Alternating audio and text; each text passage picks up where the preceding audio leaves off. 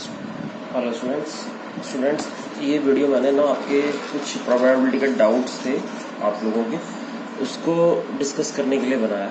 ठीक है, क्वेश्चन ले रहा हूँ। सबसे पहले क्वेश्चन है कि the probability of simultaneous occurrence of at least to event, the probability of simultaneous occurrence of at least two events A and B is P। देखो at least two events A and B is P। The probability of simultaneous occurrence of at least two events is A and B is P। If the probability that exactly one of A and B occur is Q, then prove that PA dash plus PB dash is equal to 2 minus 2P plus Q। तो simultaneous occurrence of at least two events है ना, कम से कम दो। The probabilities of simultaneous occurrence of at least two events A and B. देखो सबसे पहले तो यहाँ मैं लिख देता हूँ कि हमें क्या गिवन है। हमें गिवन क्या है, हमें ये गिवन है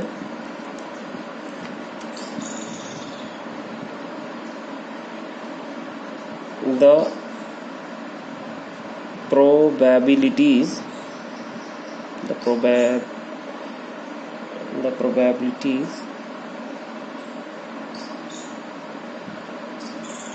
of simultaneous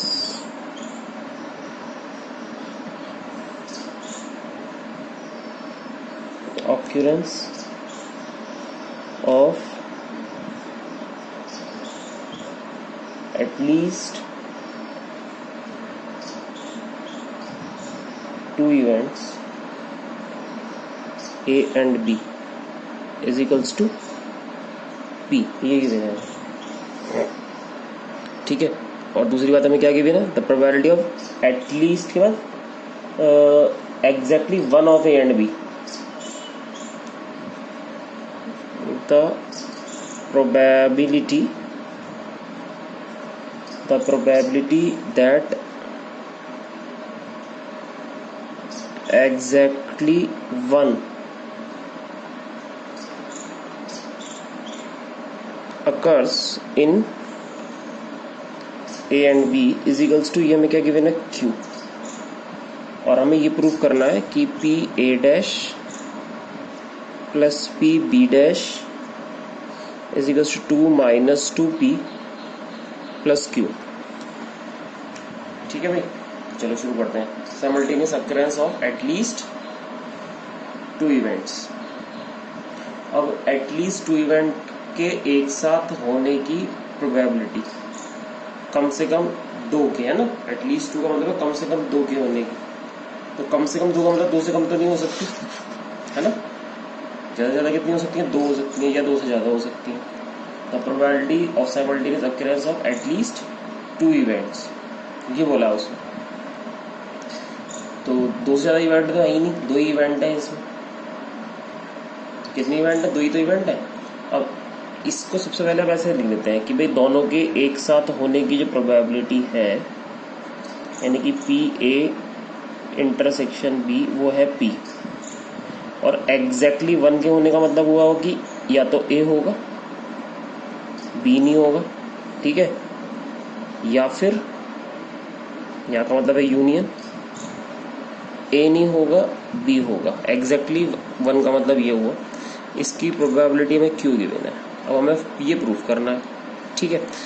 तो हमने क्या करा, इसको उठाया, इसको लिया। इसका फॉर्मूला क्या होता है, हमने पढ़ा था, इसका फॉर्मूला होता है P A minus P A intersection B. इसका फॉर्मूला ये होता है, ठीक है। और का मतलब यूनियन, यूनियन का मतलब प्लस। इसका फॉर्मूला होगा P B minus P A intersection B is equal to कितना हो गया, क्यू हो गया, ठीक है। चलिए अब क्या करेंगे, अब हमें पता है कि वैल्यू किस किस की मेरे पास है।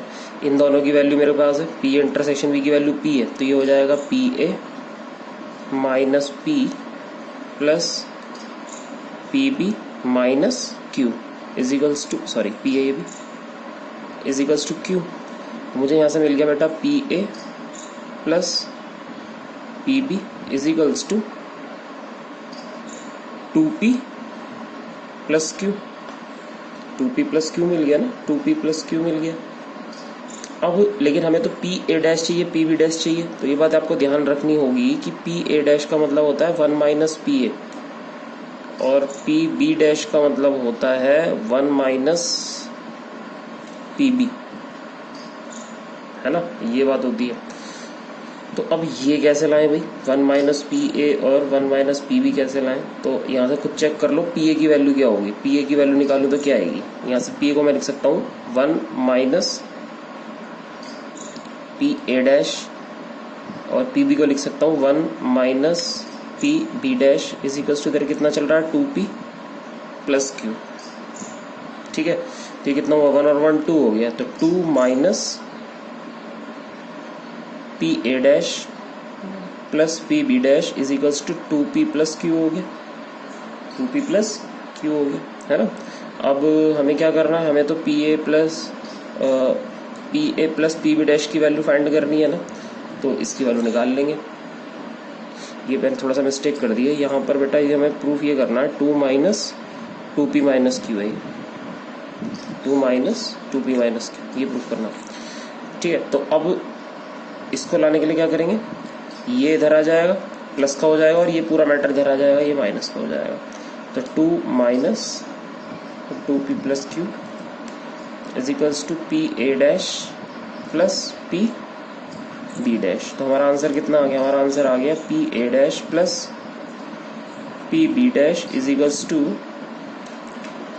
To 2 minus 2p minus Q, ये आंसर हो गया 2 माइनस 2p माइनस क्यू।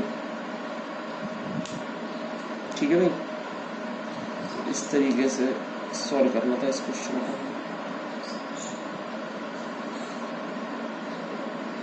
उम्मीद है बात आपको समझ में आ गई होगी अच्छे से। ठीक है भाई, अगला क्वेश्चन करें फिर। ये आपकी पहली प्रॉब्लम सॉल्व हुई, फर्स्ट प्रॉब्लम। सेकंड प्रॉब्लम क्या है, सेकंड प्रॉब्लम ये है a die is thrown again and again until 3 6 are obtained. एक डाई को हमें बार बार थ्रो करना है जब तक कि 3 6 ऑब्टेन्ड ना हो जाए। ठीक है, बार बार थ्रो करना है डाई को जब तक कि 3 6 ऑब्टेन्ड ना हो जाए। Find the probability that the third 6 in the 6th throw of the die. Find the probability that the third 6 in the 6th throw of the die. तो हमें किसकी प्रोबेबिलिटी फाइंड करनी है, we have to find the probability that जो third 6 आएगा, third 6 की probability निकालो। Third 6 in on the 6th throw of the die, इसकी प्रोबेबिलिटी निकालनी है। तो देखो थर्ड 6 चाहिए आपको 6th थ्रो पे, तो इसका मतलब ये हुआ कि इसका मतलब 2 प्रो 6 तो किस पे आ गए, 5 थ्रो पर आ गए। इसका मतलब ये हुआ कि, है ना, is equals to probability of 2 6 on 5 throw and 6th throw पर क्या आना चाहिए, 6th थ्रो पर फिर हमारा तीसरा 6 आना चाहिए। Probability of 2 6 on 5 throw and 1 6 on 6th throw, ये सिचुएशन बननी चाहिए। अगर आपका थर्ड 6 थ्रो पे आ रहा है तो इसका मतलब है कि पहली 5 थ्रो पर आपके 2 6 आए हैं, और जो तीसरा 6 है ना, एक 6 यानी जो बचा हमारा वो 6th थ्रो पर आया है। अब 5 थ्रो पर 2 6 आने की प्रोबेबिलिटी को कैसे कैलकुलेट करोगे, इसमें हम लगाएंगे बायनोमियल डिस्ट्रीब्यूशन। बायनोमियल डिस्ट्रीब्यूशन, है ना, n की वैल्यू 5 हो गई, r की वैल्यू 2 हो गई, 6 आने की प्रोबेबिलिटी 1/6 होती है, 6 ना आने की प्रोबेबिलिटी 5/6 होती है। तो इसको हम इस तरह से लेंगे 5c2 p raise to the power r, p क्या है 6 लाने की प्रोबेबिलिटी, p कितना हुआ 1/6, p raise to the power r कितना है 2, q क्या होगा 1 माइनस 5/1/6 तो 5/6, p raise to the power r, q raise to the power n minus r, 3 आ जाएगा 5 - 2। ठीक है, इनटू एक 6 की प्रोबेबिलिटी 6th थ्रो पर, तो एक 6 आने की प्रोबेबिलिटी कितनी होती है 1/6 होती है ना। इसको सॉल्व कर देंगे हम। 5c2 का मतलब कितना हुआ 5 × 4 2 × 1, ठीक है। और भाई इसको आप देख लेना कितना आ रहा है, ये 1/36 हो गया, ये 125/216 हो गया इंटू 1/6 हो गया। जो भी वैल्यू आई कैलकुलेट करके यहाँ लिख दीजिएगा, आपका एक्यूरेट आंसर आएगा, ठीक है। आई होप आपको बात समझ में आ गई होगी, ठीक है। नेक्स्ट क्वेश्चन पे चलते हैं, नेक्स्ट डाउट पे आपकी। चलिए नेक्स्ट डाउट क्या है उसके बारे में बात कर लेते हैं। आपने जो मेरे से नेक्स्ट डाउट पूछा है अपना, वो ये पूछा है नेक्स्ट डाउट में,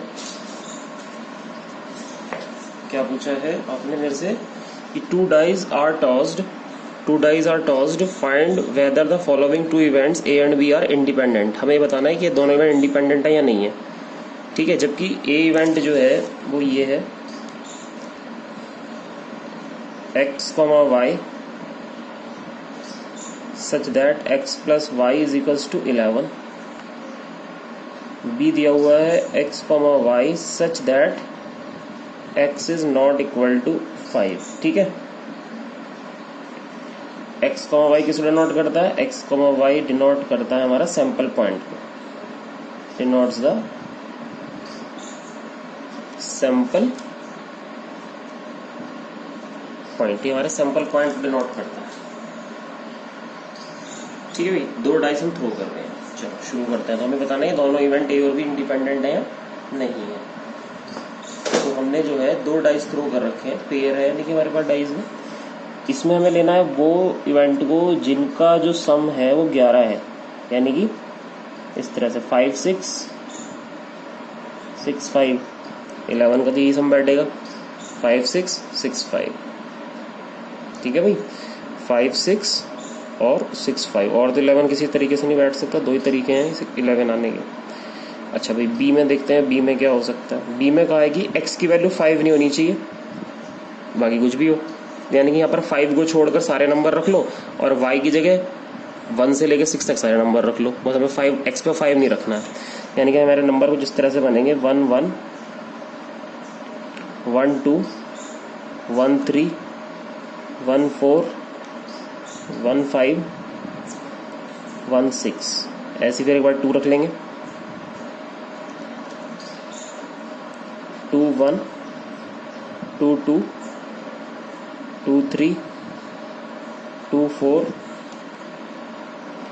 2 5 2 6, फिर 3 के लिए 3 1 3 2 3 3 3 4 3 5 3 6, 4 रख लेते हैं ऐसे, x की जगह 4, y की जगह कुछ भी, 4 1 4 2 4 3 4 4 4 5 4 6, 5 तो ले नहीं सकते, 5 को छोड़ देंगे, 6 ले लेंगे, 6 1 6 2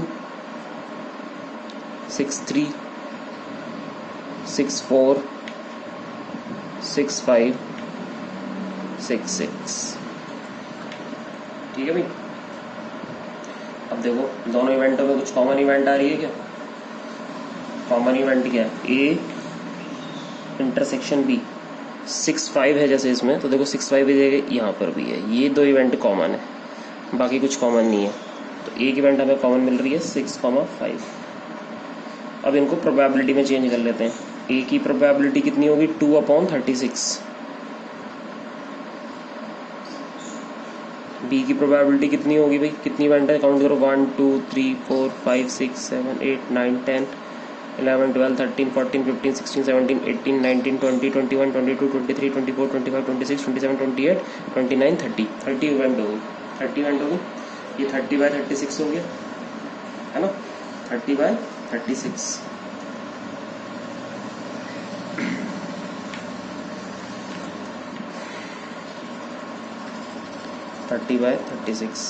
और पी ए इंटरसेक्शन बी कितना हो गया, ये तो एक ही इवेंट आई 1/36।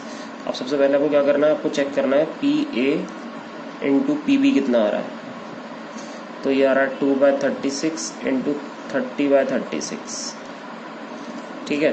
तो कितना आ गया, ये आ गया 18, कितना आ जाएगा, ये आ जाएगा 6 5 जा 6 6 जा, यानी कि 5/108। तो ये तो पी ए इंटरसेक्शन बी के बराबर आ ही नहीं रहा ना, which is not equal to P A intersection B. तो क्या लिख देंगे, so A and B are not independent, इसलिए इंडिपेंडेंट इवेंट। ठीक है बेटा। अच्छा जी, नेक्स्ट क्वेश्चन क्या है आपका। अगला प्रॉब्लम आपकी ये थी कि भाई मेरे पास एक डाटा इन्होंने हमें दिया हुआ है, एक्स की वैल्यू दे रखी है 0 1 2 3। यहाँ पर इनकी प्रोबेबिलिटी दे रखी है k/2 k/4 k/8। ये हमें डाटा गिवन। इस डाटा के अकॉर्डिंग हमें क्या करना है, हमें सबसे पहले वैल्यू फाइंड करनी है k की, उसके बाद हमें वैल्यू फाइंड करनी है probability at x is less than और equal to 2 and probability of x greater than 2 की। थर्ड पार्ट हमें फाइंड करना है probability at x is less than equal to 2 plus probability of x greater than. ठीक है, तो simple है, ये प्रोबेबिलिटी डिस्ट्रीब्यूशन का क्वेश्चन है। और प्रोबेबिलिटी डिस्ट्रीब्यूशन में हमें पता है कि इन सबका जो सम होता है वो कितना होता है, 1 होता है। प्रोबेबिलिटी का सम 1 होता है। तो k/2 plus k/4 plus k/8 equal to 1 रख देंगे। ठीक है, अब इसका एलसीएम लेके सॉल्व कर देते हैं। एलसीएम जो इसका आ रहा है वो आ रहा है 8। तो यहाँ आएगा 8k, ये आएगा 4k, ये आएगा 2k और ये आएगा k इज इक्वल्स टू 1। तो 8 और 4 12 और 2 14 15। तो ये आ गया 15k/8 इक्वल टू 1। तो k की वैल्यू हमें मिल गई 8/15, है ना। k की वैल्यू हमारी कितनी आ गई, 8/15 आ गई। k is 8/15। अब क्या करना है, अब आपको इसको सिंपली सॉल्व कर लेना है। k की वैल्यू तो आएगी, k मिल गया हमें। अब पहले सेकंड वाले पार्ट में क्या पूछ रहे हैं, प्रोबेबिलिटी फाइंड करो x इज लेस देन और इक्वल टू 2, यानी कि x की वैल्यू 2 हो या 2 से कम हो, या तो 2 हो या फिर 2 से कम हो। 2 से कम कितनी हो सकती है, 1 और 0। ठीक है, ये लेस देन 2 वाली वैल्यू होगी, लेस देन 2 है ना, लेस देन और इक्वल टू 2। अब यहाँ देखो कि x इक्वल टू 2 पे वैल्यू कितनी है, k/4 है, प्लस 1 पर कितनी है, k/2 है, और 0 पे कितनी है, k है। इसको सॉल्व करके k की वैल्यू पुट कर दो। इसका एलसीएम कितना आएगा, इसका एलसीएम आएगा फिर से 4 आएगा। तो यहाँ पर क्या बचेगा, k, यहाँ बचेगा 2k और यहाँ बचेगा कितना, 4k। 4 और 6 7k/4 हो गया, 7k/4। और ये k की वैल्यू यहाँ पुट कर दोगे, आपका आंसर आ गया, है ना। k की वैल्यू ऐसे यहाँ पुट करोगे, आपको सीधी वैल्यू मिल जाएगी। ये वाली k की वैल्यू 8/15 रख देना, दैट्स इट।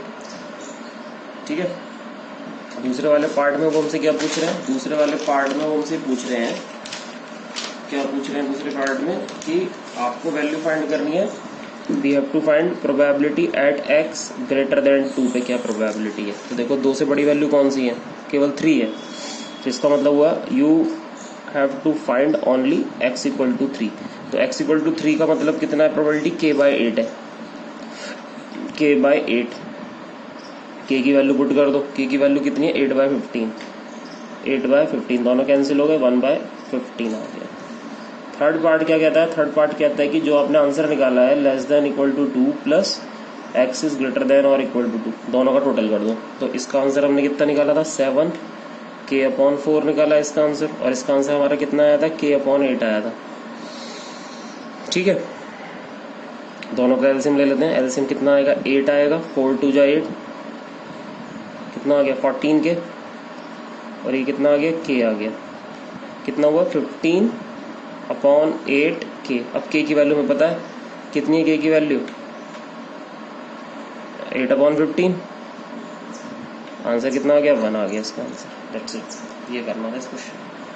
तो ठीक है भाई, ये आपकी प्रॉब्लम सॉल्व हो गई। जो भी और कोई डाउट हो आप पूछ सकते हो बच्चों। ठीक है बेटा, ओके, थैंक यू।